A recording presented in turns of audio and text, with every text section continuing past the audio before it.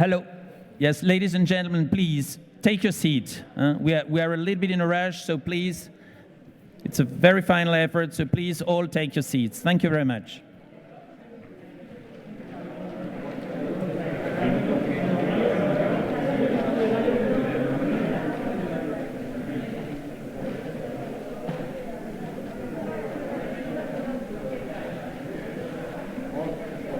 I just make a quick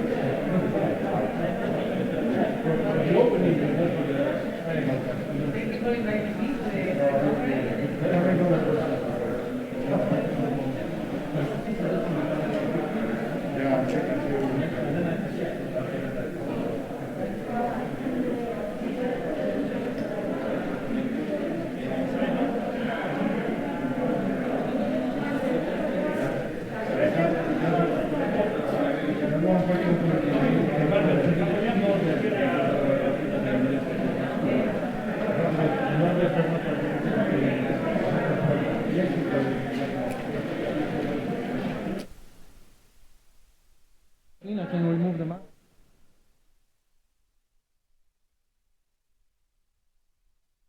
Yes, I will be there. I will be there.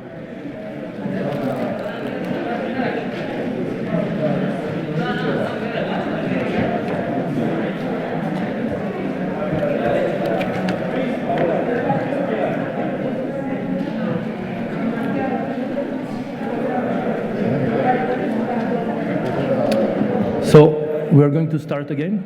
Please, if you can sit.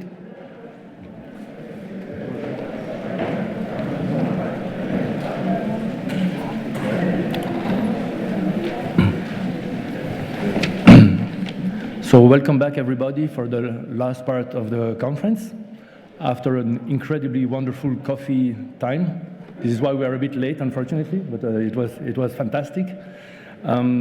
We are going to have 2 more short panels. The moderators will have to make them shorter because we are late. Now, Isabel Rodriguez Maribona, Miguel Segara are going to have a panel on resilience and adaptation. There will be a second panel afterwards on hydrogen, and we are having a word of conclusion at 1:45, and the meeting will be finished at 2 o'clock for a lunch at the time of the Spanish. So for us, it's at least for the last lunch, we will eat in Spanish time at 2 o'clock. So I give the word to the chairs. Thank you very much. Okay, so thank you very much, Paul. I will just shortly introduce this session about resilience.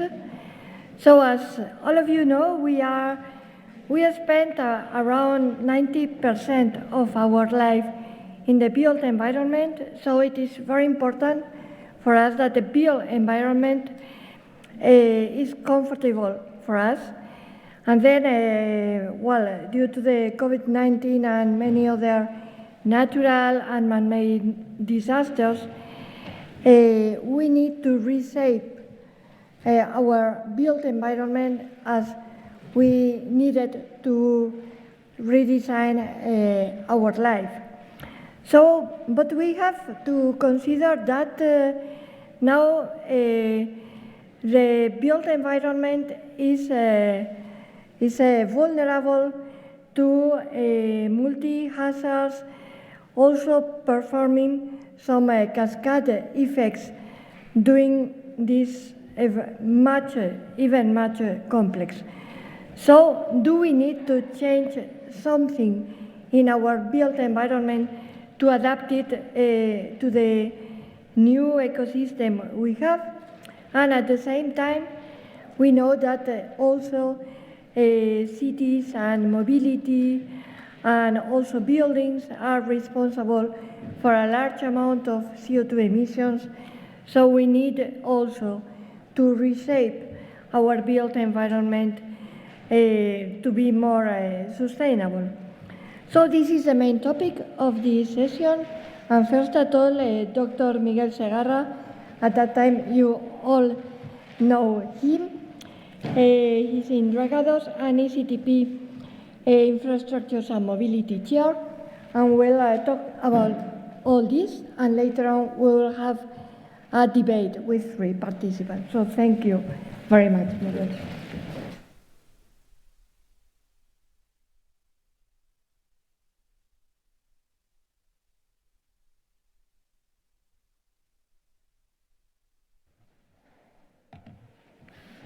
Okay, so I will remove my mask. Okay, thank you. Thank you for getting the slides on the screen. I will not introduce myself, everybody already knows me. We have here a very nice discussion panel today with our distinguished authorities, and we have been asked to be quick as we are a little bit late, so I will try to do it. I was asked to make an inspirational talk, and I will try to do that. So I speak less and show you more on the screen. That's the idea. As 60 years ago, Buckminster Fuller said, welcome to a space Earth. This is where we live. If I were to live in a spaceship, I will be very concerned about the resources that we have, how many we have, and which ones we are going to use. I will take care to be able to regenerate the resources, because that will determine how we live, if we survive, or if we thrive. So this is where we are right now. What is happening? What you're seeing here is that the planet has been rapidly warming for the last 60 years. Well, there is no natural event that can explain why this is happening. The only thing that we can see is that CO2, which is what you are seeing for several different points in time to the past decades and centuries, has been steadily growing in the atmosphere, and it has created kind of a blanket that is heating the Earth's surface. This is how it is now. And what does this mean? Basically, it means, if we look at the Arctic cap, that sea ice is melting down. This is some data that was brought from the Ice and Snow Data Center in Boulder, Colorado, and the data was taken by the BBC Science Department to produce the infographic. You can see we are just at the minimum extent of the Arctic sea ice cap. It is not just the sea ice, it is also the permafrost, and the problem with that is that it is releasing greenhouse emission gases to the atmosphere. So if we progress and look what is happening in the different countries around the world, you can see that everything will turn red as we are approximating the current date. This was something that was prepared by Antti Lipponen. It's a research scientist from the Finnish Meteorological Institute. You can clearly see that everything turns red, meaning that we have an anomaly in temperature. The temperature is increasing globally. If we look a little bit closer to Europe, we can see what happened in the year 2018. Everything turned brown. You are looking at Denmark, part of Sweden, Poland, Germany, and the Netherlands. The green image, this one, is 2017. The same image at the same time in summer, and the next year, 2018, everything was brown because it was dry. There was a heat wave. It just happened in the time of a month. If you were by that time in the UK, they had the driest month in July from existing records. If you were, for instance, in Heathrow, you could see the green fields between the runways completely round. And it was really striking. I had the opportunity to be there by chance. Okay, what will happen in the cities? What happens in Madrid? This is some data from ETH in Zurich, and the data has been taken by the Crowder Lab, and is based on some scientific papers. This is predicting, forecasting what will be the weather like in different cities around the world. I've taken the sample from Madrid. And Madrid in 2050 will be in the hottest month 6.4 degrees hotter than it is today. Of course, our ability to predict is limited, but all the trends are not in the right direction. This is what we can say for sure. Okay, let's look at other places in the world. If we see what will happen in the area of Lisbon, if we continue like we are now, you have the image on the left side of the screen, emitting carbon dioxide as we are now, we will have a lock-in effect for the water rise of the sea beyond 2000, beyond the year 2000.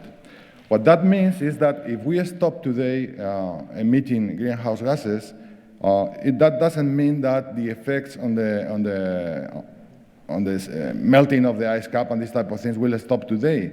The effect will continue for a very long time. And it is not possible to predict very exactly how fast it will go, but it is possible to predict how much it will rise, the sea level. On the right side, you have, if we have a 2 degrees rise in temperature, and that will mean we have a flooded area which is much bigger as if we continue as today. So, what is the role in cities, regarding this climate change?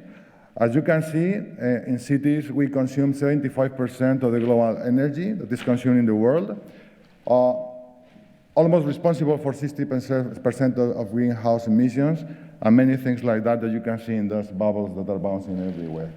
So, fortunately, there is kind of a club of cities, and I took this sentence from this club, which is the C40. Madrid belongs to the C40 club, and they are trying to act responsibly and are saying, as the majority of humans will live in cities in the future, it is also our responsibility and makes sense that how to fight the climate change will also reside in cities. The responsibility will reside in cities. And this is what they are saying. What does this mean? Then let's talk about resilience a little bit. To be able to be resilient, you need first to understand how the city works. You need to understand who will be least able to respond to this climate change, and you need also to assess what the impacts of this climate change will be. This is what you can see in the figure and the relationship between the urban systems, the climate change, and also the vulnerable group, and all the interactions in between the different elements of this picture. So, excuse me. So we have the technology today to be able to assess the impacts, and this is what we saw here. For instance, this is the impact of an earthquake in the Bologna region, how it will affect the traffic around the Bologna area, but you are able to assess the economic impact and also the social impact that will have. The technology is complex, but we are starting to have it ready for today. Now, how can we adapt to climate change? We can, as of today, have innovative types of infrastructure like this square in Rotterdam, which also works as a water reservoir when we have flooding, and then the water is drained and treated before getting it back to the rivers, etc. We have something similar here in Madrid. This is a stormwater attenuation tank. It's the largest in the world, 400,000 cubic meters, and it is also for the same purpose, to be able to accumulate the flood water and slowly treat it and give it back to the rivers after a storm. Obviously, you can find many examples. This is in The Hague. It's a parking for bicycles, for 8,000 bicycles, and you have then inside the parking connection to all the public transport. This is a sustainable way of working with the traffic.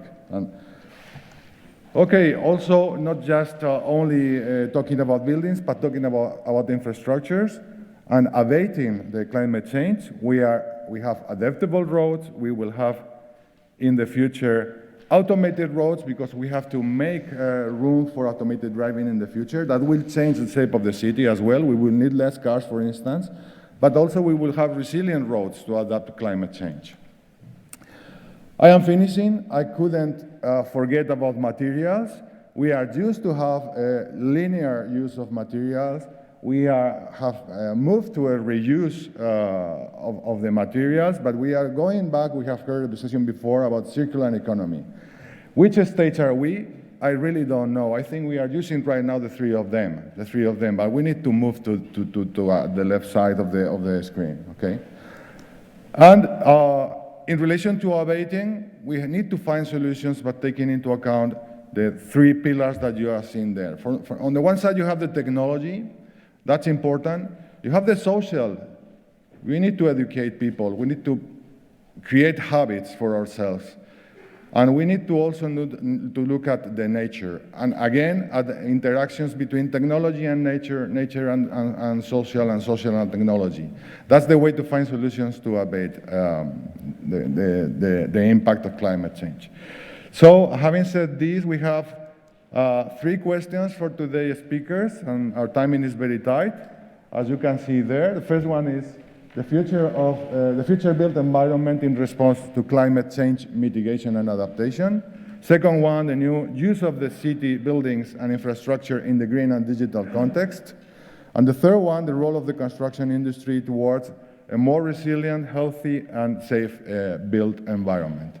And with this, I think I can leave this slide there as it is. I give the word to Isabel, who is conducting the session. Okay, we have also Norbert there on stage. Okay. Okay, so time is very reduced. I will ask one of the questions to each of the panelists. I will first present the panelists. We have Norbert Breyer in remote. He's from Strabag. Well, I guess that most of you already know Norbert, and he's president of ENCORD.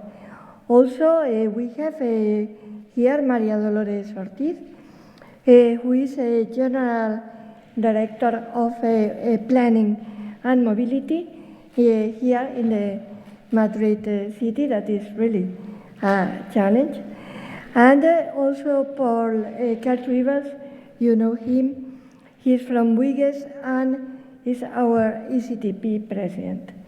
So the first question is, which is the role of our built environment to mitigate the effects of the climate change? And in this case, Maria Dolores, what do you consider that a big city like Madrid can do to contribute to these objectives?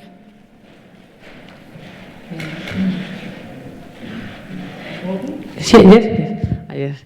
Good morning, ladies and gentlemen. Thank you for inviting me to participate in this very interesting debate.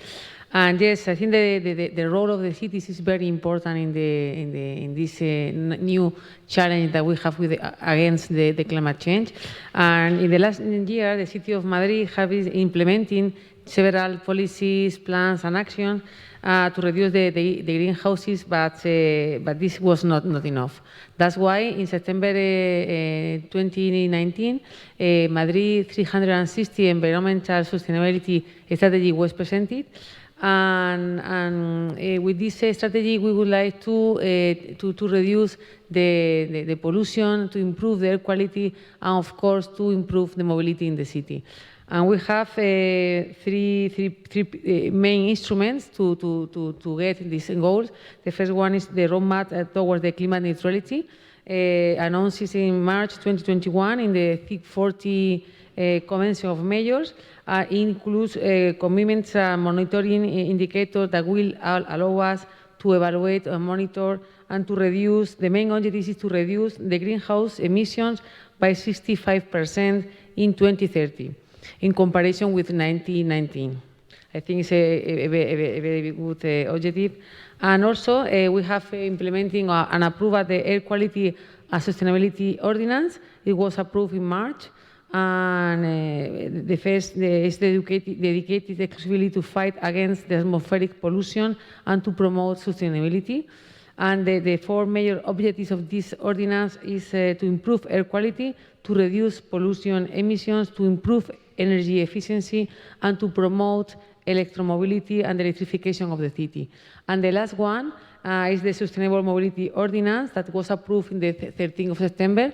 Is the last one, and inside this ordinance we have introduced the new low emission zones. The big one is that Madrid is going to be a low emission zone in 2025, and we are going to start next year in 1st January in 2022.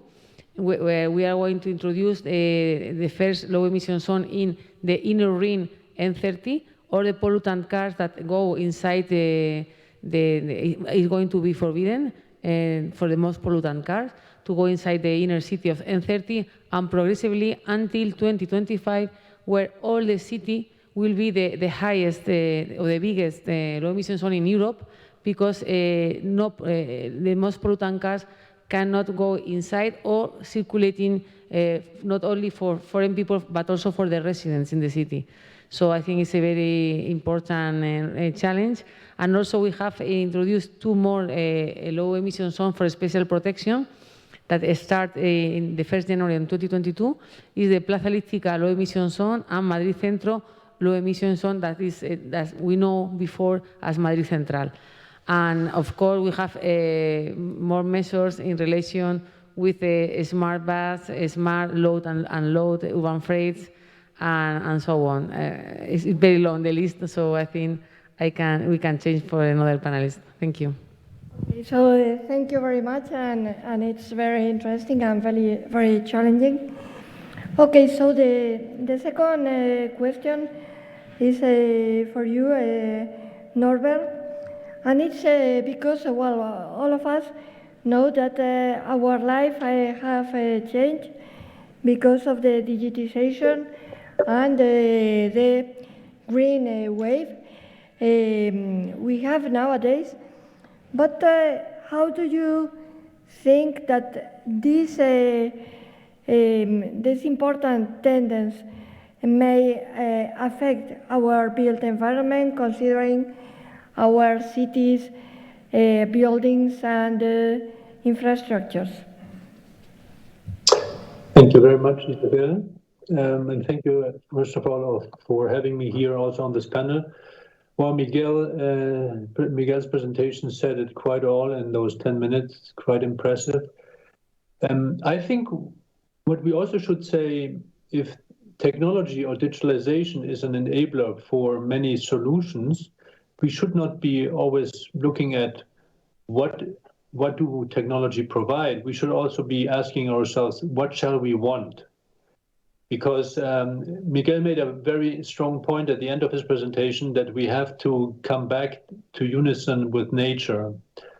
So I think, for example, if mobility is now being changed as a service, or also on the base of autonomous driving, that in it of itself is maybe not much better, because we might have more traffic even. It's just more distributed. The question is also now, what do we want, and how can this technology be used to de-skew traffic? For example, we could have much more supply logistics during the night through tunnels because it's noiseless, it's electrified.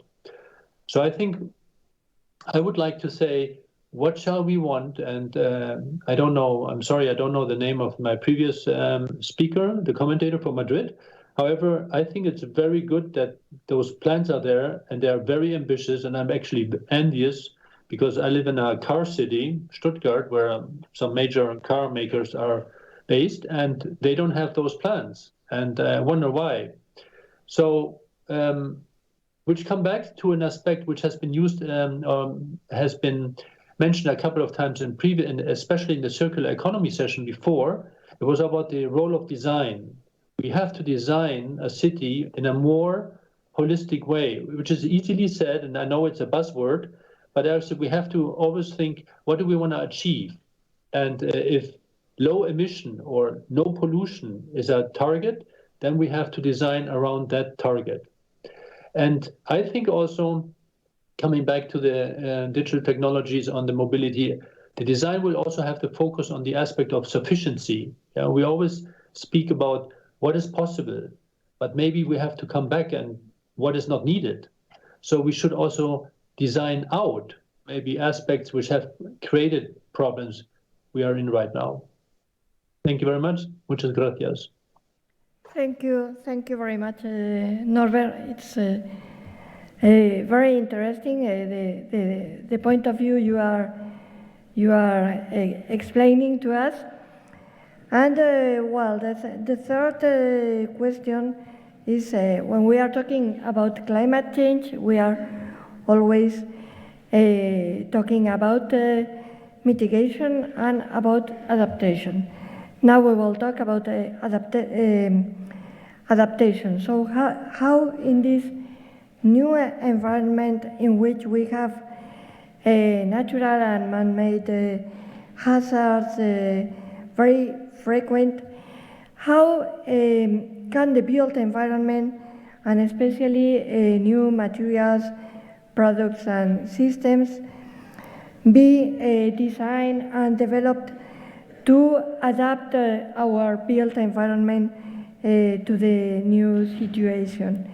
And which are the main trends for future? And so, Paul, could you please give us your idea? First of all, I think it's so important that on this last day, we finally talk about adaptation in particular. And what I'm going to tell you is also personal, because in July, in my area in Belgium, we were flooded. So it was not only in Germany, in Belgium also we were flooded. So I don't know if people here in the room or online have already experienced having some sort of river flowing through your house. It's quite shocking. And so the problem is there, but you have to realize that when we have a tropical level rainfall on a European urban area, we're just not adapted. If you go to Africa, in a city, you have roads where by the side of the road for the water flow, it's 40 meters wide and 50 centimeters deep, while here we have just a few centimeters for the water flow. So there are things we will not be able to change. So I was really interested in what I saw from the underground reservoir to catch these waters. This is an adaptation that is really important. And I know there are road projects for the moment where this underground complementary storage of the water is planned. So that is for the water part, it's really important. The levels of waterfall are just impossible to manage otherwise. For the heat, also for the water, but also for the heat part, I don't think we mentioned enough also, sorry, that's not technical, but that's the green part of the city. We have to insist also on the importance of having the most green possible parts, and also soils that are more, not artificialized, and so that the water can penetrate the soil easier. Also there you have infrastructure technologies to have hybrid coverage of the soil, so that it is partially artificialized, and so the water can still flow. So there are technologies that can be invented to improve this situation. Also, to remember one discussion we had before on the Bauhaus and the quality of buildings, I pretty much believe that we should a lot look at old designs of buildings, old ways to go. There are sometimes also good things to look in the past, like for a natural ventilation, shading, whatever technologies we can use in case there is not enough energy to cool artificially. We need to have this use of natural solutions, low energy solutions made available. So we have to look forward and also a bit backwards, because when people had no electricity to turn on and off, they needed to have such solutions. So voilà. Okay, so thank you very much, Paul. I think we are roughly on time. So I don't know if some of you have, I think we have time for one or two questions, either to Miguel or to the three panelists we have. So please.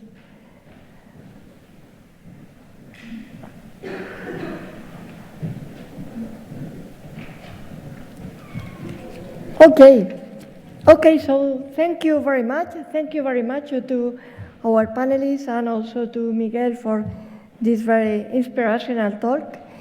And I hope that all this will inspire all of us to continue progressing on the well-being of our society and also about our built environment. So thank you.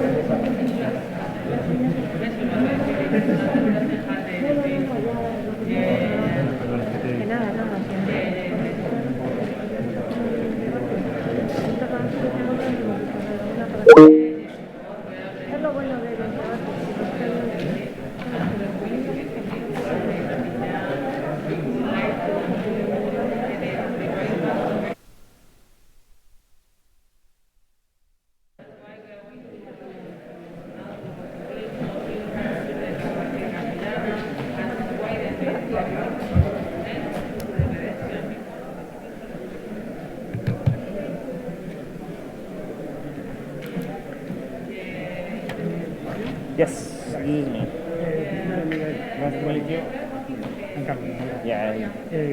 Can I told you that you have to finish? Yeah, no problem. 45. 45, no. Even before? 1 minute, 2 minutes. Okay, no before. problem. Okay, I will try to be as brief as possible and try to... So I try to say when Begoña is outside, Yes. I will try to say Okay.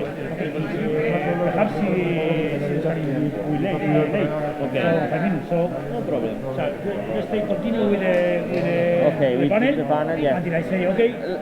I just plan to have 5 minutes of questions from the stage, Perfect, so... because perhaps it's going.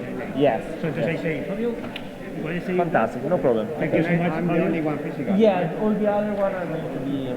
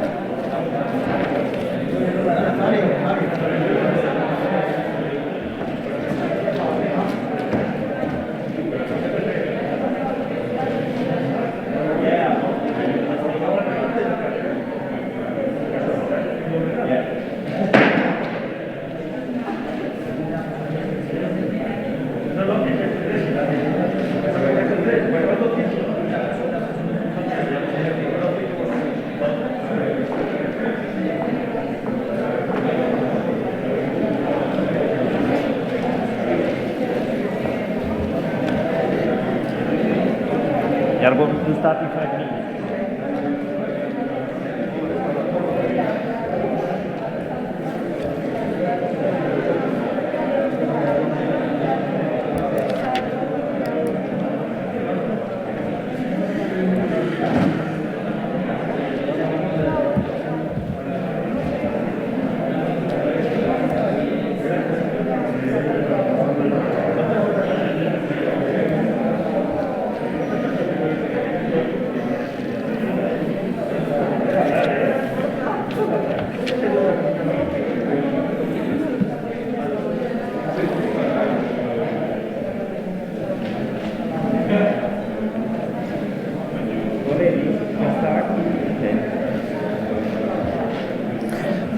Bart is already. Sorry.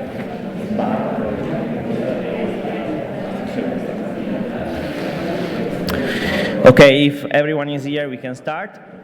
Nice to meet you again. My name is Fabio Magrassi. I'm a program manager at STAM. And we are going to have our, let's say, final panel today. And we are going to talk about hydrogen and how the hydrogen economy and the built, let's say, can help the built environment challenge and opportunity, and how this will impact the roadmap of the built environment toward zero and net zero transmission. So I brought with me some hydrogen today, but sadly it got mixed with some oxygen and now we have some water. And this is, let's say, one of the main problems of hydrogen, let's say. So the instability and the fact that it mixes quite a lot.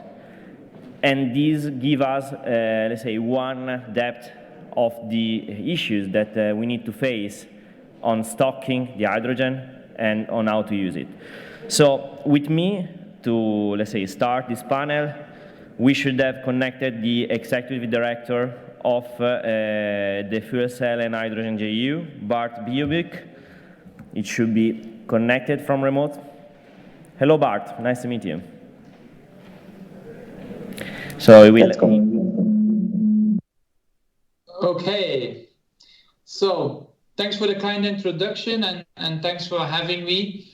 I'm glad to be able to speak to you, especially for heating for buildings. Is something we don't speak a lot about, but I think it's the perfect occasion to do that. So maybe first of all, a little bit on the fuel cells and hydrogen joint undertaking.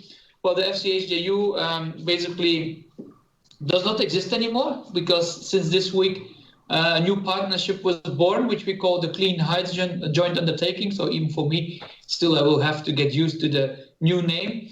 But it was very important. Now the next joint undertaking will work until 2031. We received a bigger budget, 1 billion euro, from the European Commission, and then 1 billion euro from the private partners. Because as you know, the partnership is a public-private partnership. So we have 3 partners. We have the European Commission on the one hand, and then we have 2 partners, private partners, which Hydrogen Europe. There is the industry. They have around 350 people. And then you have Hydrogen Europe Research, which they have now around 100 research institutes in their association.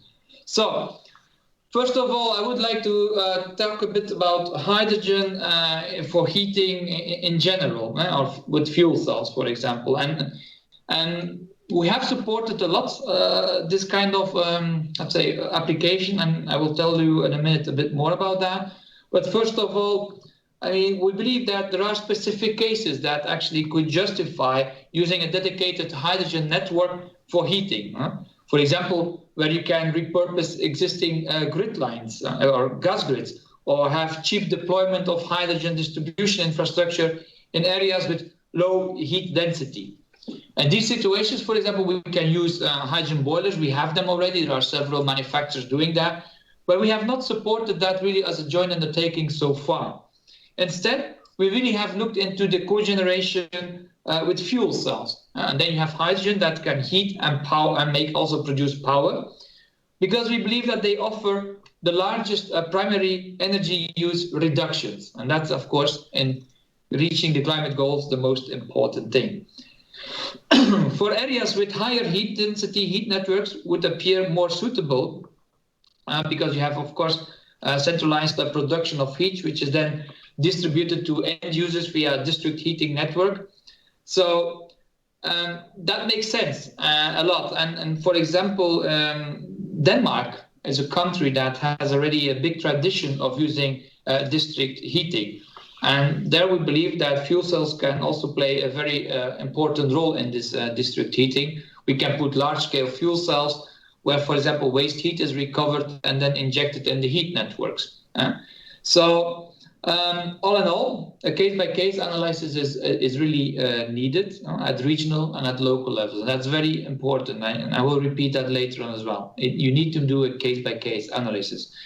And hydrogen will have a role in some cases, but it's very important also to mention it's not the only solution to decarbonize the building sector. There are several different ways of doing that, of course. I mean, you have also pure electricity, of course. Sorry. So, why fuel cells? Well, fuel cells, of course, do not rely in combustion. They have also electrochemical. They are basically electrochemical devices, so they don't rely on combustion. So even when they are running on natural gas, they have an ultra low or even zero local air emission, and that's very important to stress. They have also very high conversion efficiencies. This means that when they even running in natural gas, 30 to 50% of the CO2 emissions can be achieved. We have shown that in our projects. And then when running actually on green hydrogen, well, they provide renewable power and heat with no emissions into the local air. So I think it's very clear from these three things that I mentioned that fuel cells have an important role also to play in the building sector or heating for buildings. So my third point I want to make a little bit is what we have done already so far. I mean, the FCHJU has been funding projects for stationary fuel cells for heat and power production since it was founded. We were founded in 2008, and already since then we did that. And I have to say that we spent almost 280 million euros of total support of around 87 projects. So covering basic research or very low research, but also demonstration models for different sizes and applications. We have supported domestic systems, but also systems for commercial building, the service sector, but also very large installations for industrial applications. We have also supported auxiliary power units, or APUs we call it, as well as backup and off-grid systems. So in the last one, in the off-grid systems, we also include power solutions with renewables and hydrogen storage.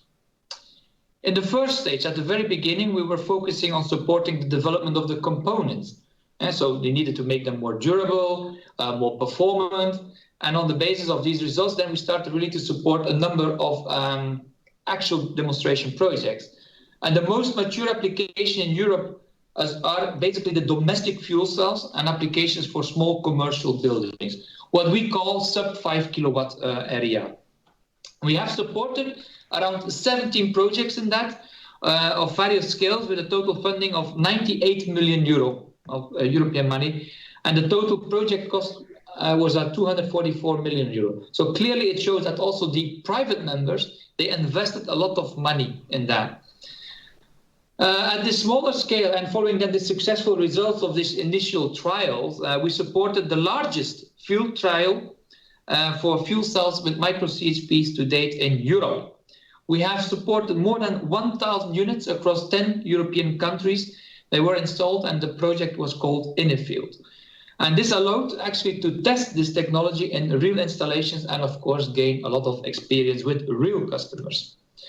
Then also we have continued to support the deployment of these fuel cell micro CHP solutions through our flagship project PACE. And that allows the European actors to develop the next generation of units and to scale up the production. That was two very important points. And to date, we have now close to install basically almost like 2,000 units. And by the end of the project, which will be by the end of next year or in 2023, we should have installed more than 3,000 units. When we take a bit, when we leave a little bit the European area and then we look to, for example, Germany as a country, they are really leading on this number of installations thanks to a national support scheme for fuel cells and cogeneration systems. The market in Germany is about 18,000 units today, and it's really increasing very rapidly. Well, we also see that next to Germany, Belgium, it's close now to almost like 1,000 systems. And then we see also France, Italy, and the UK following very soon. So it looks very promising, and there is a lot of activity ongoing. So building on the progress today, we have achieved the majority of basically the targets, because you have to know that we do research and we have very clear KPIs, and I can tell you that we reached those KPIs. So that's why in the clean hydrogen joint undertaking, we will not so much focusing anymore on this micro CHPs. For project, we will still work on fuel cells, but probably for bigger applications and also for pure hydrogen applications, not anymore on natural gas, or let's say applications that can do the blending or can work with some blends or higher blends between hydrogen and natural gas. So a few key achievements by the funded projects. We have achieved 98% of system availability achieved. 98%. So that's very good. We have a seasonal power efficiencies of up to 60%. And the total system efficiency goes even up to 95%, which is very high. We saved 30 to 50% of the CO2 in case we use natural gas. And it's at the moment the only technology at the very smallest scale able to use the green hydrogen to generate heat and power with no CO2 emissions and zero pollution. So we have at the moment also a very strong European supply chain with the main heating equipment suppliers offering fuel cells, micro CHP solutions on the market. There is competition, so that's good. And then we stimulated really with these projects a European demand of more than 22,000 units. So some other applications, because we are also supporting stationary fuel cell applications. And for instance, one of our ongoing projects has developed and validated hydrogen gensets and demos. And the demos itself will follow very soon. We are working on that on construction sites, etc. And we also have systems proving power for remote locations, like for telecom towers or power-to-power solutions. So we have several of those projects, and please also visit our website if you want to know about all those projects. So my last one is now some main takeaways, and I really focus now on the domestic applications. So heating is really a local matter. It's a case-by-case analysis is needed at regional and local levels. As because honestly, heating is really a local matter. And also for hydrogen for buildings, they will have a role in some cases, but again, I repeat, it's not the only solution to decarbonize the building sector. So the second conclusion or takeaway is that fuel cells today are already available off the shelf, right? And they have proven to be a clean and highly performant solution. And I just explained that with the results of the two projects. We have also contributed to developing the market for domestic fuel cells from hundreds to now 10,000s. So the next generation products are available and have been also tested in real situations. So no need to be worried anymore. It's not anymore demonstration phase. It's there. It's mass produced. We have strong European players throughout the supply chain. So I would also recommend, if you want to create jobs in your country and your region, please make sure that also your regulation is favorable for this type of technology. Otherwise, those jobs will move away from Europe to another part in the world. Japan, for example, is doing a fantastic job in micro CHPs. Well, another conclusion is that we offering by established heating equipment suppliers, but also through newly established SMEs that we have been supporting from research to commercialization. So really, when we had the first projects, it were very, very small SMEs, but now they become real players, industrial players. And the final comment is that forward compatible with the green hydrogen, making them the only available domestic hydrogen-driven solution able to generate clean and renewable heat and power. So with this, I would like to conclude my first 10 minutes. I'm sure there's a lot of things to be discussed in the panel, and the word is back to you.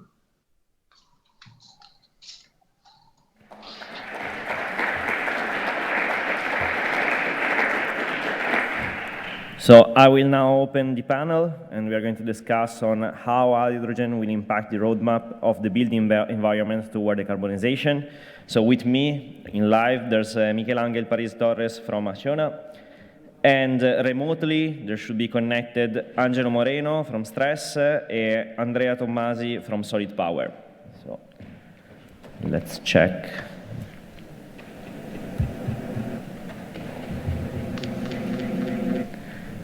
No one is connecting, so it's just going to be you and me.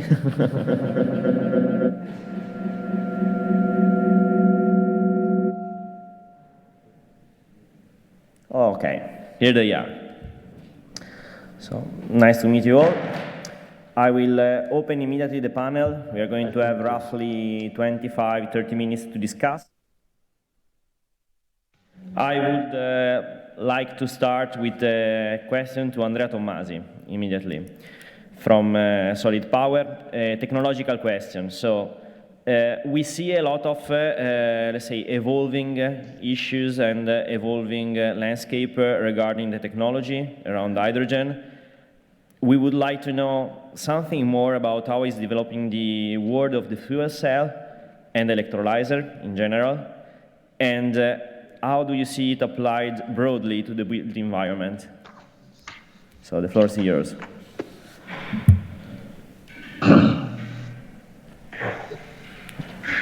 We are not hearing you. Common problem these days. Sorry. Yeah, now you are connected. Thank you for this opportunity. First of all, let me introduce briefly Solid Power.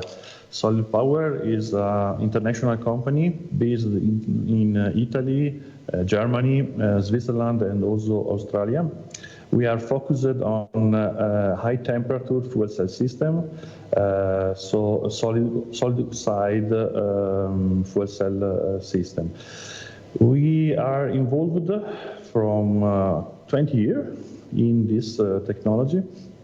So we are offering a commercial solution for the power production from natural gas, because the high temperature system are able to produce hydrogen inside of the system, so we can use natural gas like a hydrogen source in order to produce with high efficiency electricity and heat.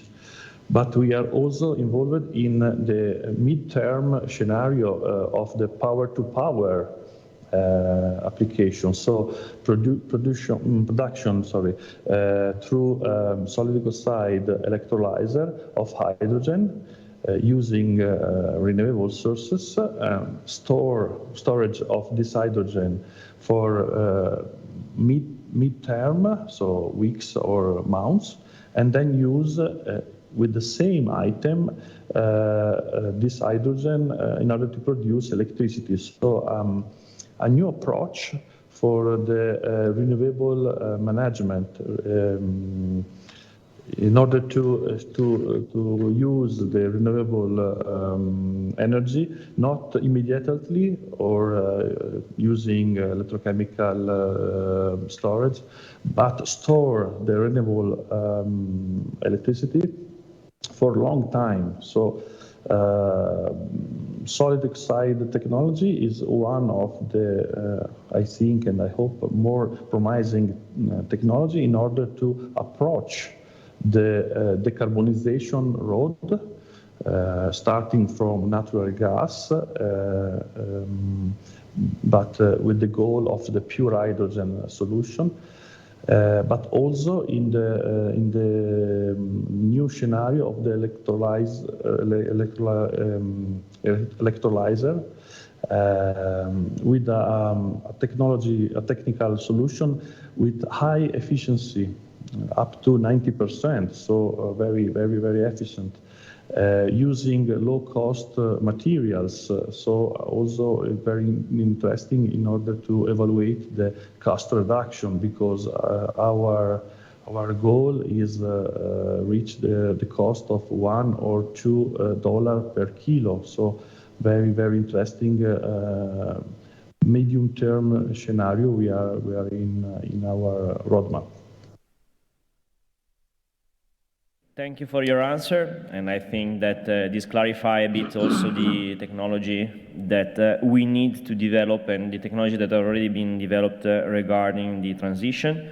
I will move now to Angelo. So, Angelo, one of the missing pieces of the puzzle is for sure the regulation apparatus. So, how do you see the regulation and standards evolving, and how do you think that will have, let's say, a key role in accelerating the market uptake? Thank you for the question. It's a very good and very difficult question to answer, but I will try something. First of all, we just heard from Bart and even from Andrea, that the hydrogen and fuel cell technology are ready for the market. The problem now is that we can say that the market is not yet ready. Why the market is not yet ready? Because, for example, we have no regulation, code and standard, which are homogeneous, which are European. We strongly need homogenized European and even national regulation, code and standard, and even easy permitting procedure. In other words, we need, referring to the construction sector, to the built environment, we need the idea that the realization or the implementation of hydrogen and fuel cell technology in this sector will become as simple as it is now the conventional technologies. I mean, boilers, genset, cogeneration plant. They have to have the same, but I can even say more, taking into account what Andrea and Bart said. We know that the fuel cell technologies are cleaner, are more efficient, and in order to abate CO2 emission and the pollutant CO2 emission, they have no competitors. Then I would say that the procedure, code and standard should be even simpler than the one now in place, because we have to take into account this specificity of the fuel cell and hydrogen.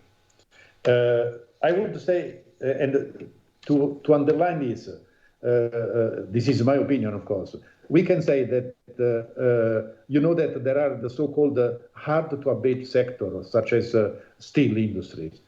Okay.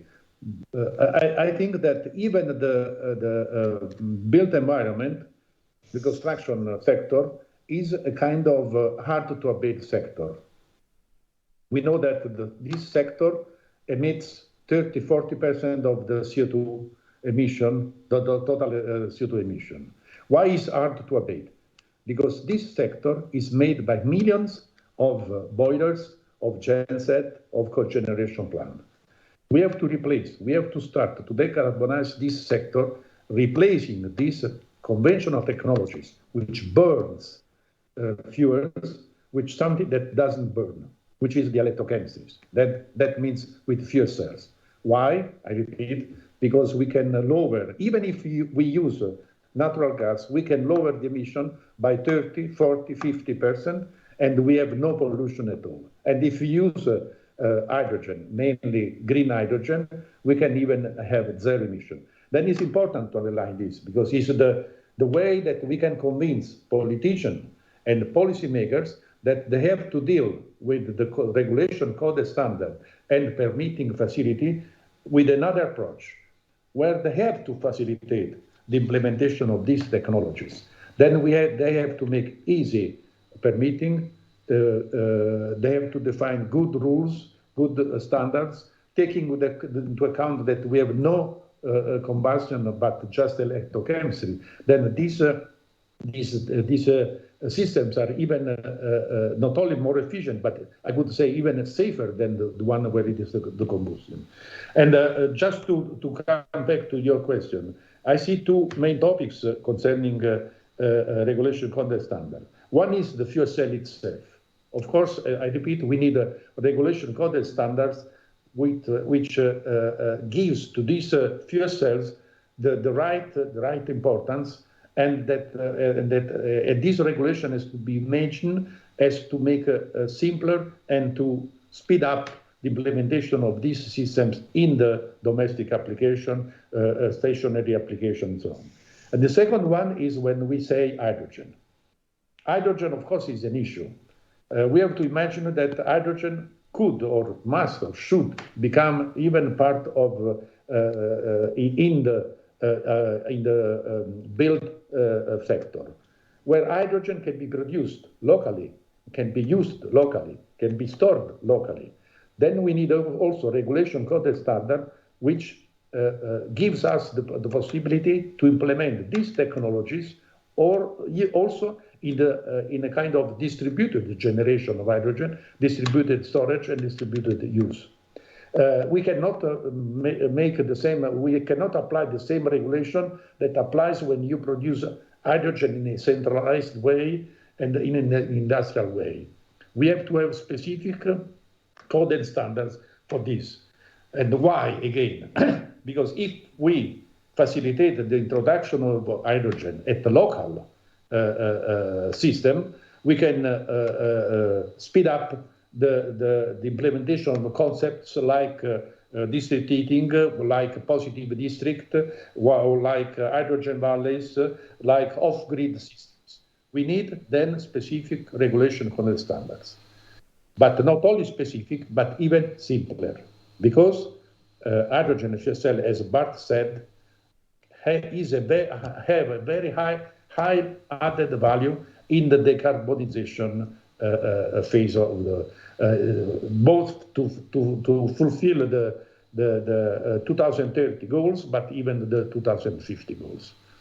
Then the main goal, our main goal, is to convince politicians that these systems have to have easy permitting and good and homogenized regulation code and standards. Thank you, Angelo. So moving to another, let's say, point regarding mainly Europe. So we are hearing a lot about hydrogen valleys and especially their synergy with energy communities. And let's say that these have been covered in the last year with a lot of EU flagship initiatives. So, Michelangelo, how do you see the role of the built environment taking part in it? Yeah, thank you. Okay. Yeah, can you hear me? Now? Yeah, now, okay. Okay, so let me share with you which is our view from Acciona as a construction company about which are the opportunities that the hydrogen technologies nowadays can offer to the construction sector or to Acciona as a construction company. Just two main ideas or two main concepts. One is the end user of hydrogen technologies. We think that that hydrogen technologies can be a leverage tool for the decarbonization of our construction sites. Being more specific, some concepts have already been mentioned, but as you all know, in the use of fossil fuel-based portable gensets are a standard and common practice in construction sites to supply energy needs of the sites where in locations where there is no available connection to the electrical grid. And this fact, of course, has a significant impact on the carbon footprint of our construction sites. Just we've estimated that only in Acciona construction sites, the use of diesel gensets means emissions of higher emissions of 10,000 tons per year of equivalent CO2, just from Acciona. Of course, to tackle this issue, Acciona is taking part in different initiatives in order to test and validate the feasibility of use of hydrogen-based fuel cells, gensets, in our construction sites. Among these initiatives, inside the scope of the context of the FCH-EU R&D funded project everywhere, Acciona is currently deploying a pilot implementation in one of our most significant building construction projects in the north of Spain, in the Basque Country, where we are going to test, we are going to use in real operative conditions a 100 kilowatt genset for our construction site. Yeah, we expect to have operative on-site this pilot by the end of next month, and I want to highlight that this will constitute one of the first experiences worldwide of the use, concerning the use of these kind of solutions in a construction site. On the other hand, concerning the second idea, with the second concept, we, Acciona, consider that the interest of hydrogen technologies for a construction company can be as a builder of the infrastructures needed for the future green hydrogen production plants. At this respect, Acciona is currently leading an ongoing large-scale cooperative project at national Spanish level, where we are working to get a first conceptual design of an offshore, flexible, modular green hydrogen generation, storage, and distribution power plant. This is a project called Ocean H2, and we can say we are working, this generation plan of green hydrogen is based on offshore renewable energy generation, hybridizing wind energy and floating photovoltaic technology. Of course, we consider that many of the civil engineering infrastructures needed to build this in this design that we can say we are currently working are inside the scope of the current know-how and capabilities of Acciona as a construction company. So just to conclude and just to highlight the two ideas I mentioned, we consider that hydrogen technologies for a construction company nowadays offers two main possibilities, one as of end user and another as builder of the future green hydrogen production plants. And I've tried to illustrate with some of the highlights, ideas, initiatives where Acciona particularly nowadays is working on. And that's my contribution at this field. So I don't know if Angelo wants also to comment on that. Yes, just one, referring to your question, which was the role of built environment within future hydrogen valleys. I would like to underline, as done my previous speaker, that there are good examples that could or should be or must be followed. One example is, of course, now I'm speaking on hydrogen. In Sweden, they have built, let's say, a condominium,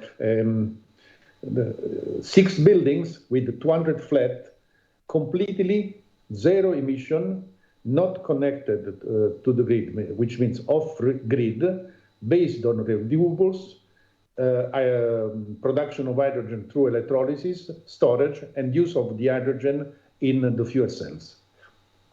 All this, the extra cost of these flats is to almost 23,000 euros per flat, which is not a big amount of money, which can be recovered in a few years because you spare completely to pay monthly the gas and the electricity. I think that this is a good example where the construction sector could follow this and implement more and more on this. This is a good way to speed up the introduction of hydrogen and even to participate to the project like hydrogen valleys, where one part of the valleys could be, for example, a small quartier or a small residential area or a supermarket or whatever. Then again, the construction sector has to look at the hydrogen and fuel cell technology as a new frontier. This is what the built environment can do for hydrogen. Look at hydrogen as a new frontier of the construction. Thank you very much, Angelo. I think that we can have some question from the floor, if someone has something to ask. Otherwise, I can ask you something. Don't be shy. No one. Okay. I have a Just 1 second. The microphone is coming. We can also use this one. Yeah.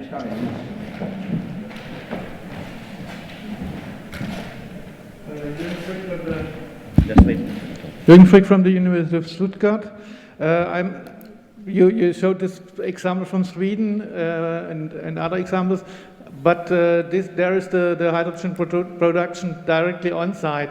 But for a large scale application, we need also the distribution of hydrogen, which is a question. And at the moment, you cannot use the gas lines, which would be a good alternative. But what are the concepts for a large scale distribution of solar or renewable hydrogen? Okay, I think that this could be, yeah. Hello? Yeah. Okay. Concerning the application I mentioned in my case, which is the use of hydrogen in construction sites, the logistic is feasible. In the same way that you put in the site tanks of fuel, of diesel, you can do it with hydrogen. The point is the permitting and the logistic. Of course, you need some spaces and safety and regulation. I'm linking with the comments that my previous speaker, Angelo, said, that also the permitting of this kind of installation on site is not impossible. But now when you go to legalize it, to say, I want to put this in a construction site, and you go to the public authority, to the authorizing authority, first thing is, hydrogen? They react saying, okay, let's see, that's dangerous, no?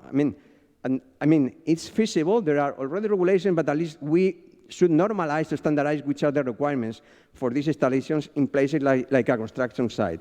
But it's feasible. You can do it. In fact, as I told before, I don't want to go into the details, but we can say we are already implementing there the genset and also the storage of hydrogen on site, in the construction site. The point is really that the logistic itself, the logistic chain is still not, we can say, making the use case economically feasible right now, because nowadays, although there are a lot of future green hydrogen production plants on the pipeline, nowadays still, at least in Spain, which is our experience by now, we can say the supply of hydrogen is not so easy. You don't have a logistic which is so full, but it's still manageable. Technically, it's manageable to do it. The point is still we can say there is no enough critical mass for the logistic in order to make that this really is, we can say, economically feasible.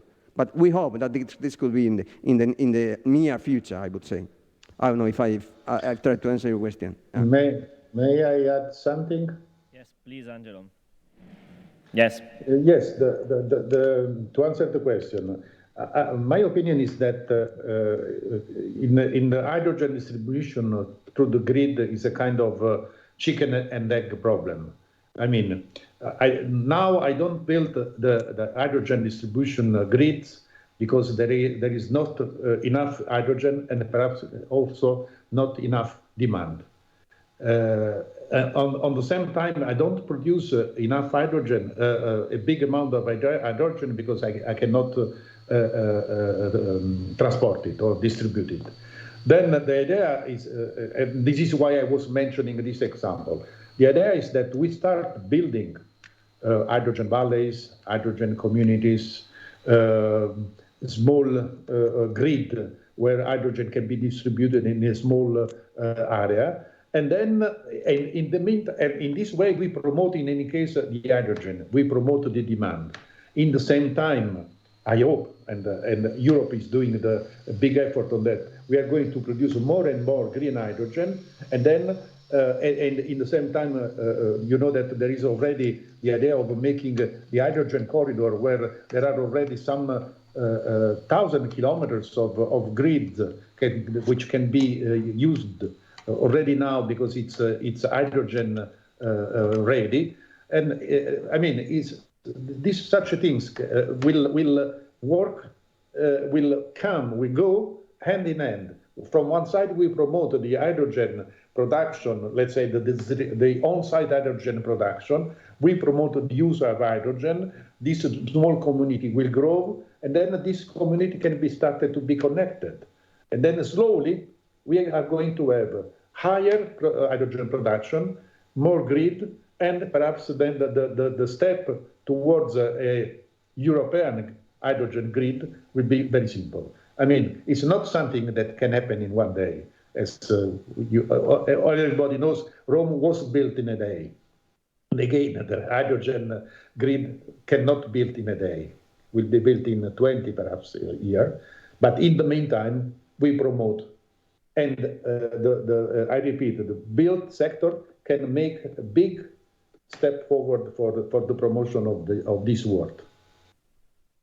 Thank you. I don't know if I answered the question, but yeah, this is I think that you answered the question bluntly, and I would just need to add something regarding the fact that, let's say that around hydrogen there's a sort of superstition sometimes. So it's like having, let's say, in common with other kind of technologies, where there's the safety issues, and generally speaking, the public usually tend to enlarge the real risks in comparison with the reality and the power that this technology can have in the decarbonization, of course, of this sector and many other sectors.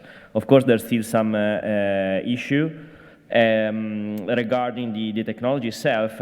So maybe, given the fact that we still have time, we can deepen that a little bit with our panel. And I can ask something more to Andrea Tommasi regarding technology. Generally speaking, of course, we have heard before Bart talking about decarbonizing the district heating. So we are talking about big hydrogen transformation, big electrolyzers possibly, and we see a huge problem at the moment in storing hydrogen. So how do you think this will evolve? So we are going through the consumption, so immediate consumption, or do you think there's going to be a new way to store, such as the solid or other kind of systems? So up to you. Okay, thank you. Regarding the storage, we are making very fast progress regarding this, because we started from traditional storage of up to 200 bars. 200 bars. Now the target is 700 bars. More hydrogen stored in the small volume, but the most important and most interesting technology are the metal hydride, for example, the solid state storage of hydrogen. I repeat what Angelo already explained to you. The technology is near to be ready, but the regulation, no. Also, the standards regarding the storage are very, very weak. A lot of work is requested in order to define the code and the standard, the fire department rules, all the safety condition, also for the storage of the hydrogen. If I have 1 minute, I can also answer, give my opinion regarding the distribution. I agree with Angelo. The small hydrogen valley will be one of the possible and future scenarios. The second one will be the bleeding of hydrogen into the natural gas pipeline. It is a very, very easy solution. Now, today is possible. In Italy, it was tested with 20% of hydrogen bleeded into natural gas. In this way, the natural gas pipeline could be updated in order to be able to transport also hydrogen. This will need 20 years, 10 years, I don't know. But this is the second scenario, in addition to the hydrogen valley and the micro hydrogen grid Angelo described it to you. Thank you. Thank you a lot. There's some other question from the floor? Yes, please. There.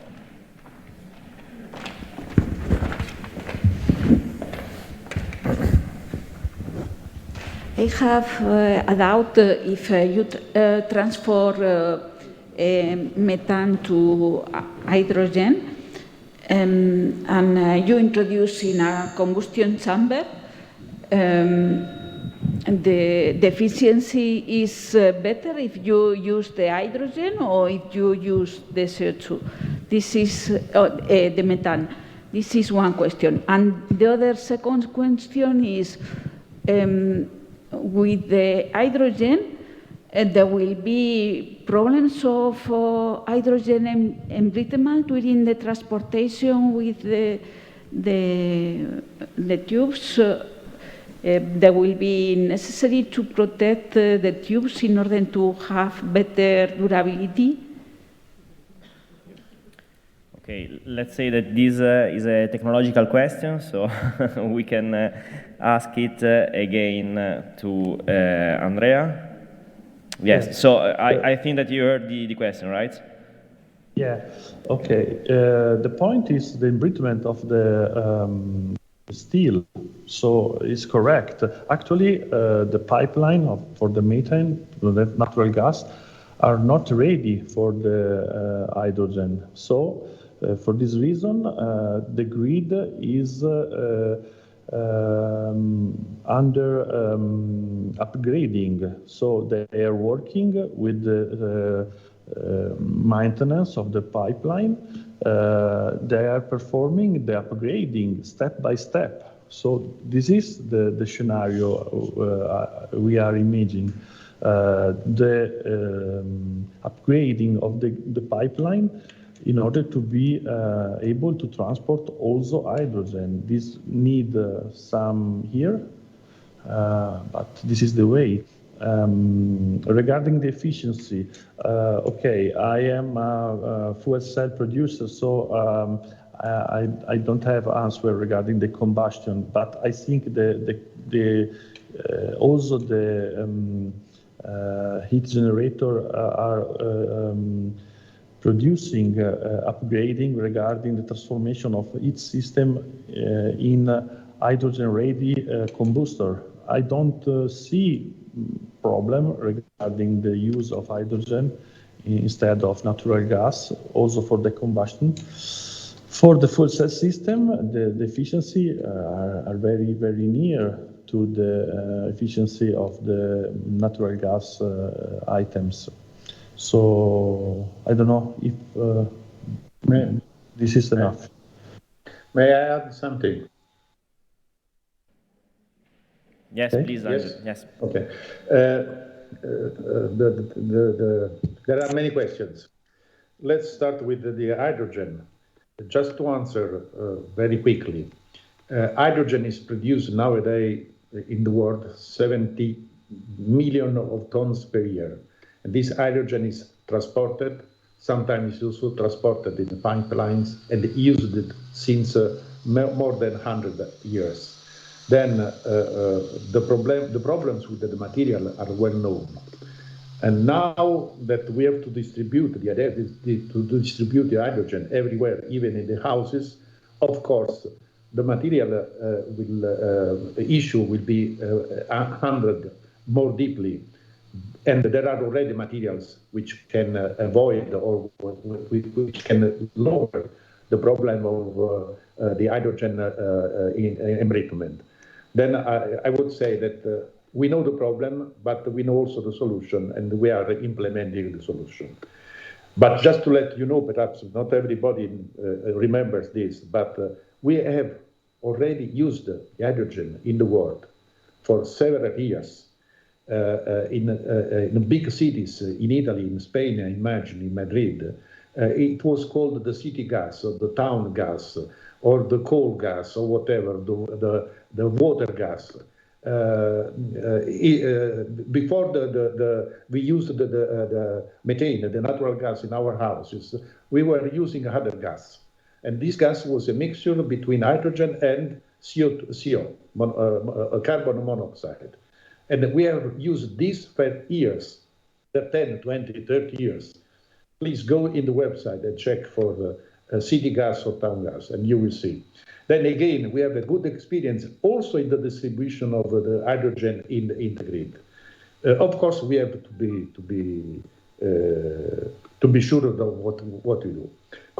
Concerning the question, if you understood well, you mentioned I can produce hydrogen from natural gas and then use hydrogen in the combustion. Of course, in this case, the efficiency is lower because you lose some energy when you produce hydrogen from natural gas, and you lose energy when you use hydrogen in. But what can be interesting in the idea of producing hydrogen from natural gas is the idea that we can decouple the emissions from the use. I mean, I can produce hydrogen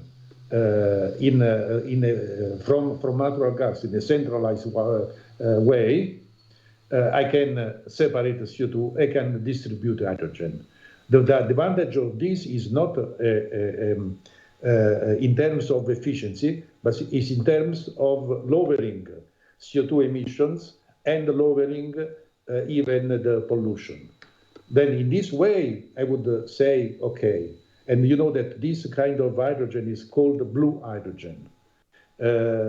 Of course, it's not efficient from the point of view of thermodynamic point of view, but it's efficient in terms of CO2 reduction and pollutant reduction. Thank you very much. So I will wrap up this, let's say, this speak about hydrogen, saying that, of course, this is possible. We can insert it in the built environment, and this is, of course, something that is really present and is going probably to be reflected also in the future call regarding the clean hydrogen calls that are going to be exiting next year.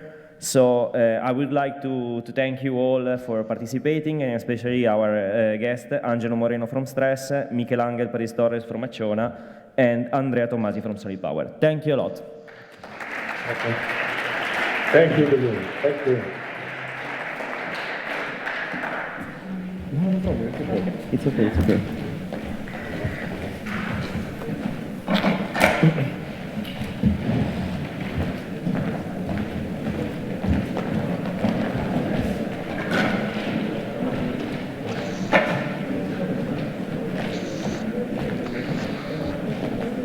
Thank you very much, Angelo. Have a nice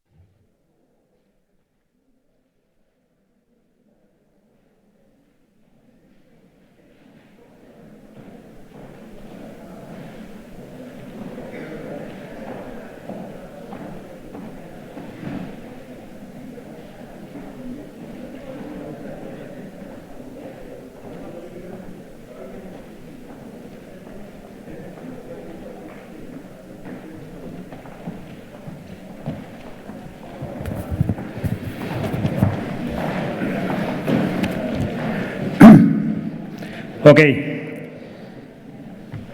We are finishing these 2 days, stress days and success days. Thank you, Ayuntamiento de Madrid, Madrid Council. Thank you, ICTP, Program. Thank you, MWCC. Thank you, David, for the support. Thank you, speakers. Thank you, chairmen. Thank you, attendants. Thank you, security. Thank you, clean service. 9th ACTP Congress is finishing. Thank you for all the people who have been working for to do this Congress here in Madrid, in Spain. No more. It's a pleasure for me to introduce Begoña Villacis, Vice Mayor of Madrid City, for the closing event. Thank you, Begoña. The floor is yours. Thank you for coming and stay with us in this moment. Thank you, Begoña.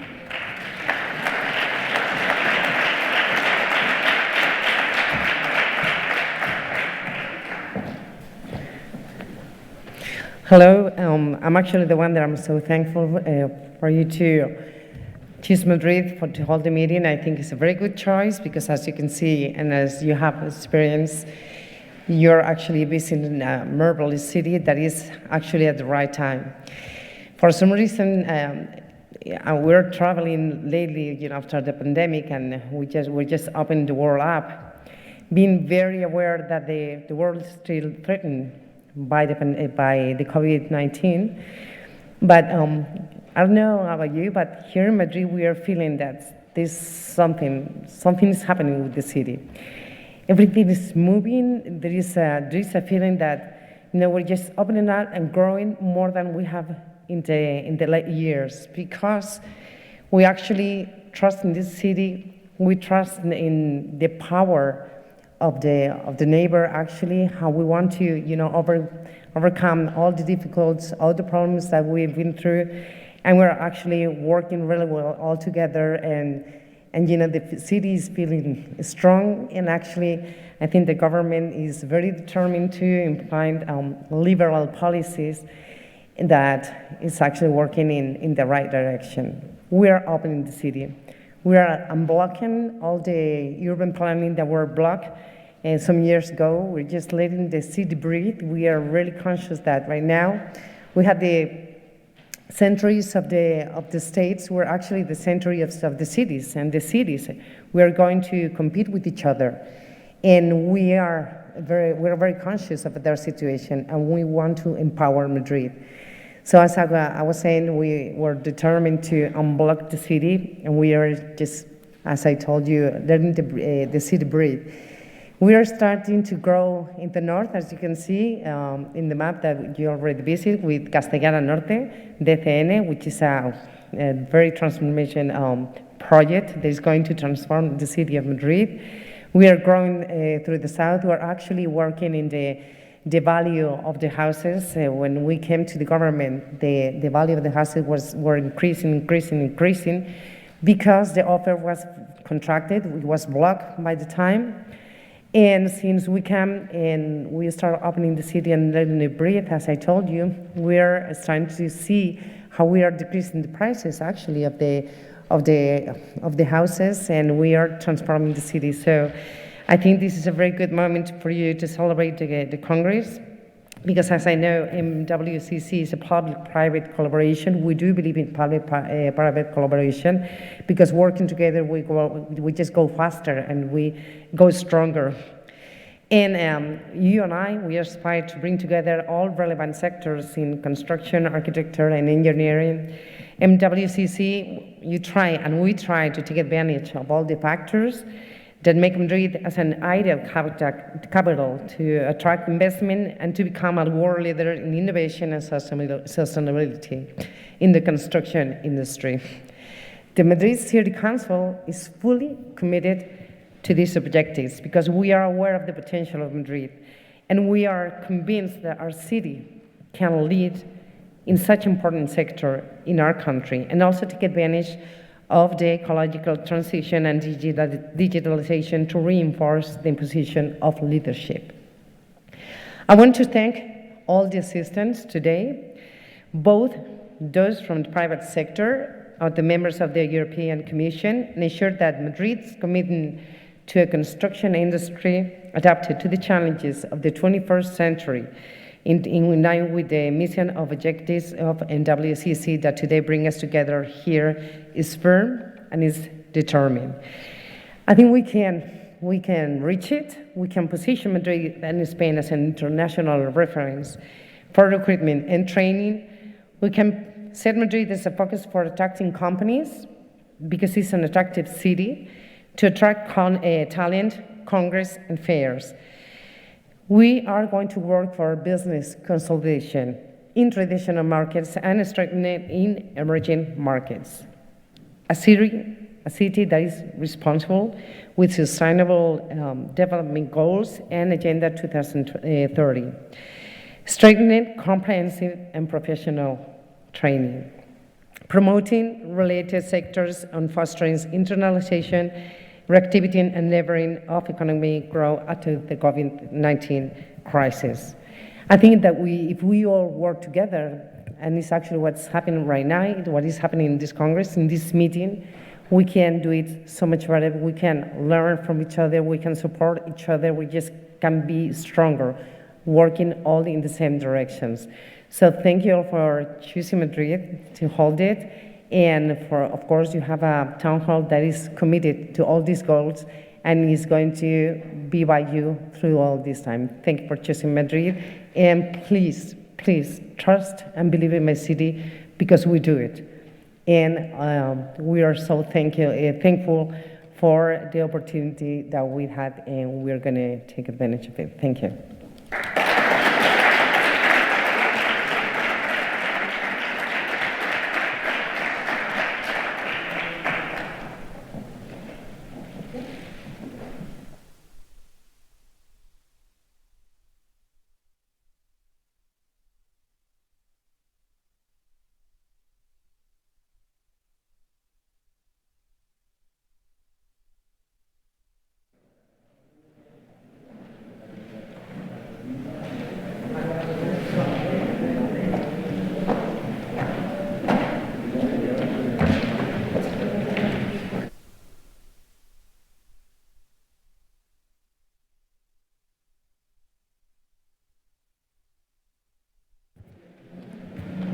Hola.